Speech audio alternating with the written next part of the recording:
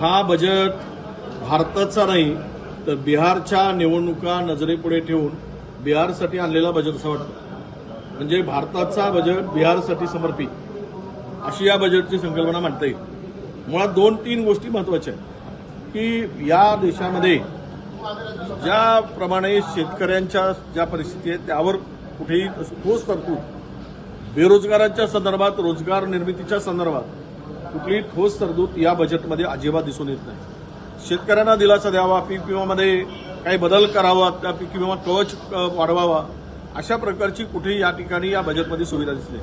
विशेष म्हणजे नेहमीप्रमाणे महाराष्ट्राच्या तोंडाला पाणी पुसण्याचं काम झालं. काही ठिकाणी या बजेटमध्ये 2 गोष्टी करण्यात आल्या. एक तर मुंबई अहमदाबाद याला सुपरफास्ट ट्रेनसाठी पैसे, मेट्रोला पैसे, पण ग्रामीण महाराष्ट्राचं काय, उर्वरित महाराष्ट्राचं काय? उर्वरित महाराष्ट्रासाठी या बजेटमध्ये कुठलीही मोठी तरतूद नाही. म्हणजेच महाराष्ट्राला वाऱ्यावर सोडण्याचं काम केलंय. काम हो गया, काम झालं, वैद्य केलं, अशी परिस्थिती झाली. मेक इंडिया फसल्यानंतर आता नव्यानं मॅन्युफॅक्चरिंग इंडिया हे नवीन आणलं, जुन्या बाटलीमध्ये नव्यानं औषधी, बाटली जुनीच, अशा पद्धतीनं हे बजेट एकूणच मला वाटतं की या बजेटमध्ये जे एक मध्यमवर्गीयांना लूट करून जो जीएसटीच्या माध्यमातून, टॅक्सवाढीच्या माध्यमातून, महागाईच्या माध्यमातून हे सगळं काही लूट चालली, त्याला केवळ तुम्ही इन्कम टॅक्समध्ये सूट दिली, एवढाच काय त्या बजेटचा आता अर्थ लागतो. पण त्या पलीकडे दुसरं कुठलीही मोठी गोष्ट या बजेटमध्ये आम्हाला दिसली नाही. कारण भारत हा कृषीप्रधान देश आहे, पण शेतमालाला हमीभाव देणे आणि तो किती द्यावा यामध्ये स्पष्टता असणे आवश्यक होती. त्या बजेटमध्ये दिसायला पाहिजे होती, ते काही कुठे दिसलं नाही. आणि त्यामध्ये ठोस असं पाऊलही उचलल्या गेलेलं नाही. शेतकऱ्यांना पीक विमा कवचाच्या संदर्भात मी बोललो. मुळात रोजगार निर्मिती हा सगळ्यात मोठा प्रश्न आहे. आपण म्हणतो की आपण महाराष्ट्रातील सीएम, उद्योगमंत्री डावोसला जातात आणि महाराष्ट्रातीलच कंपन्यांचा करार डावोसला केला जातो. हारेन एफडीआय या देशामध्ये वाढली पाहिजे. म्हणजे आणि ती वाढताना त्यामध्ये आपल्या काही बदल अपेक्षित होते. या बजेटमध्ये त्यांना मदत करण्याची आवश्यकता होती, ते अजिबात या बजेटमध्ये कुठेही दिसलं नाही. रोजगार निर्मितीवर जो फोकस असायला पाहिजे, बेरोजगारीचं प्रमाण ज्या पद्धतीनं वाढतो आहे, युवकांमध्ये जे नैराश्य आहे त्यामध्ये आता कुठे दिसत नाही.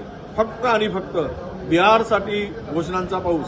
आज मी राज्याच्या वित्तमंत्र्यांचं टिप्पणी वाचली, त्यांचं भाषण, त्यांनी दिलेली प्रतिक्रिया वाचली. मला वाटतं की मुंबई, पुणे हे 2 शहर मेट्रोसाठी दिलेले पैसे आणि अहमदाबाद रोडला दिलेले पैसे, या पलीकडं महाराष्ट्राला काय दिलं? त्या रेग्युलर योजना आहे तेवढंच दिलेलं, नवीन काही महाराष्ट्राला दिलेलं नाही. आणि म्हणून हे बजेट म्हणजेच भारतातील लोकांना आत्ताच्या ज्या परिस्थितीत झुंजतोय, गरीब, मध्यमवर्गीय, शेतकरी, बेरोजगार यांना पुन्हा मागे नेणारा हा बजेट आहे. त्याला बूस्ट देणारा बजेट असायला पाहिजे होता.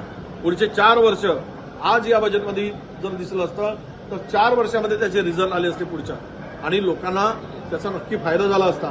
परंतु आर्थिक स्थितीमध्ये, संकटामध्ये हा देश सापडलेला आहे. जलजीवन मिशनच्या नावाखाली जे काही आता मोहीम चालवली गेली, हर घर में नल, नल में जल वगैरे सांगितलं गेलं, त्याचे पैसे मागच्या वर्षभरापासून मिळत नाहीये.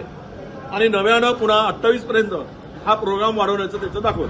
जुनेच पैसे मिळत नाही आणि नव्यानं पुन्हा त्याच्यामध्ये प्रोग्राम दाखवून त्याला मुदतवाढ देऊन साध्य काय होणार आहे? हे अशा प्रकारे एकूणच बनवाबनवी करणारा हा बजेट आहे आणि भारताच्या अधोगती, भारताला मागे नेणारा बजेट आहे असं मी त्याला म्हणतो.